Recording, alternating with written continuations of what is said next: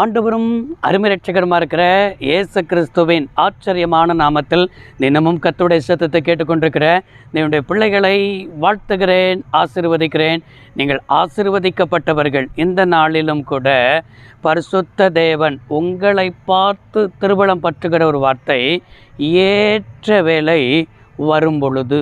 எனக்கு அருமையான கர்த்தருடைய பிள்ளைகளே, சங்கீதம் 145 சங்கீதம் 15வது வசனத்தில் இவ்வாறாக பார்க்கிறோம், எல்லா ஜீவன்களின் கண்களும் உம்மையே நோக்கி கொண்டிருக்கிறது, ஏற்ற வேளையில் நீர் அவைகளுக்கு ஆகாரம் கொடுக்கிறீர் என்று இங்கே சங்கீதக்காரன் சொல்லியிருக்கிற வார்த்தையே கவனிக்க முடிகிறது. நன்றாய் கவனித்தீர்களா? எல்லா ஜீவன்களின் கண்களும் உம்மையே நோக்கி கொண்டிருக்கிறது என்பதாக இங்கே எழுதப்பட்டிருக்கிறது. அப்படி என்றால் அந்த சகல ஜீவன்களுக்கும் ஒன்றே அறிந்திருக்கிறது, நமக்கு ஆகாரம் தருகிறவர், நம்மளை படைத்தவர் என்பதை அறிந்தபடினால்தான் அவரையே நோக்கி கொண்டிருக்கிறது. அவைகளுக்கு ஆண்டவர் வேளையில் ஆகாரத்தை என்ன செய்கிறாராம்? கொடுக்கிறாராம். அப்படி என்றால் அற்பமான ஜீவ சந்துகளுக்கே ஆண்டவர் ஆகாரம் கொடுக்கும் பொழுது, அவருடைய தேவைகளை சந்திக்கும் பொழுது, நீங்களும் நானும் அவருடைய சாயலால் படைக்கப்பட்டவர்கள். அவருடைய சாயலால் படைக்கப்பட்டிருக்கிற நமக்கு இன்னது தேவை என்பதை நம்முடைய பரமபிதா அவர் அறிந்திருக்கிறார். அப்படி என்றால் அறிந்த ஆண்டவர் நம்மிடத்தில் எதிர்பார்க்கிறது என்னன்னா, அவரை நோக்கி பார்க்க வேண்டும் என்பதை அவர் எதிர்பார்க்கிறார். எப்படி சகல ஜீவன்களும் அவரை நோக்கி பார்க்கிறதோ, அவர்தான் தேவைகளை சந்திக்க முடியும், அவர்தான் ஆகாரம் கொடுக்க முடியும் என்று அவரையே நோக்கி பார்க்கிறதோ, அதே போல உங்களுடைய கண்கள் அவரையே நோக்கி பார்க்க வேண்டும். ஏனென்று சொன்னால் அவர்கள் அவரை நோக்கி பார்த்து பிரகாசம் அடைந்தார்கள்.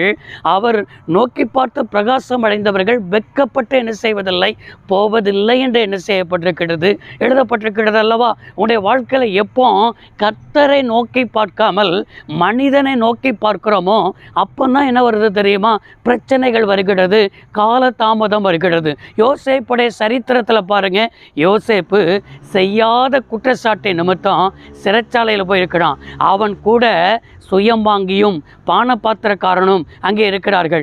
சொப்பனம் வருகிறது, அவர்களுக்கு 3 நாளில் நீ பானபாத்திரக்காரனாய் உன் தலை உயர்த்தப்படும் என்று சொல்லி யோசேப்பு சொப்பனத்துக்கு விளக்கம் கொடுக்கிறார். விளக்கம் கொடுத்து, என் காரியத்தை நீ ராஜாவுக்கு அறிவித்து இங்கிருந்து என்னை விடுதலை செய்வதற்கு அவனிடத்தில் சொல்லுகிறார். ஆனால் யோசேப்புக்கு ஒன்று அறிந்தார். என்ன அறிந்தார்னா, ஏதாவது ஒரு வாய்ப்பு கிடைக்குமா, வாய்ப்பு கிடைத்து இந்த சிறைச்சாலையிலிருந்து வெளியே பெறலாமா என்று சொல்லி, யார் மூலமாவது கிடைக்குமா, இந்த பானபாத்திரக்காரன் மூலமாக கிடைச்சால் போதும், இல்லை பார்வோன் மூலமாக கிடைச்சால் போதும், யார் மூலமாவது ஒரு வாய்ப்பு கிடைக்கும்னு சொல்லி மனுஷனை நோக்கி பார்த்தான்.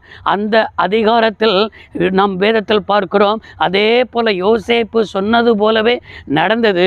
யோசேப்பையோ அந்த பானபாத்திரக்காரன் மறந்து போனான். சில சமயத்தில் நம்ம மனுஷனை நோக்கி பார்க்கிறது நிமித்தமாக சில மனிதர்களை கர்த்தரை மறக்கும்படி செய்கிறார்.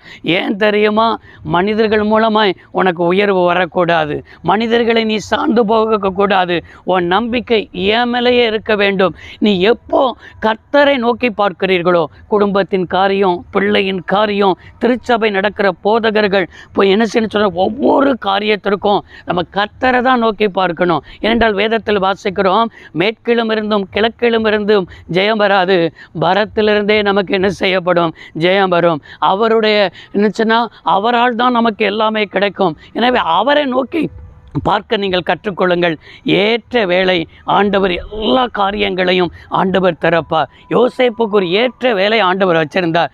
அந்த வேளையில் சிறைச்சாலையில் இவன் நினைக்காத நேரத்தில் இவனுக்கு ஒரு அழைப்பு வருகிறது, ஒரு எமர்ஜென்சி கால் வருகிறது யோசேப்புக்கு என்று சொல்லி ஆண்டவர் அந்த நாள் ஒரு ஏற்ற நாளை வைத்திருந்தார். இவ்வளவு நாட்கள் ஏங்கி கொண்டிருந்தான். திடீரென்று சொல்ல ஒரு கால், பார்வோனுடைய சமூகத்தில் போய் நிற்கிறான். பார்வோனுக்கு சொப்பனத்தை வெளிப்படுத்துகிறான். பார்வோன் காரியத்தை வெளிப்படுத்தும் பொழுது தேசத்திலேயே அவனுடைய தலையை கர்த்தர் உயர்த்தி ஒரு அதிகாரியாய் ஆண்டவர் மாற்றின தெய்வம். இன்றைக்கும் ஏற்ற வேலைக்காக நீங்கள் காத்திருந்து அவருடைய கண்களையே நோக்கி பாருங்கள், அவருடைய முகத்தையே நோக்கி பாருங்கள்.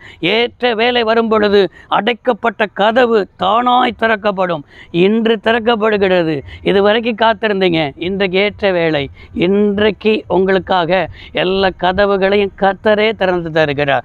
ஜெபி ஜெபிப்போம். சர்வ வல்லமையுள்ள தெய்வமே, அருமை தகப்பனே, இந்த வார்த்தையை கேட்ட பிள்ளைகள் வாழ்ந்திருக்க, சுகித்திருக்க, நன்மை அனுபவிக்க கர்த்தர் கிருபை தருவீராக. இயேசு இரட்சக நாமத்தில் வேண்டி கேட்கிறோம் நல்ல பிதாவே, ஆமென். கர்த்தர் உங்களை ஆசீர்வதிப்பாராக. God bless you all.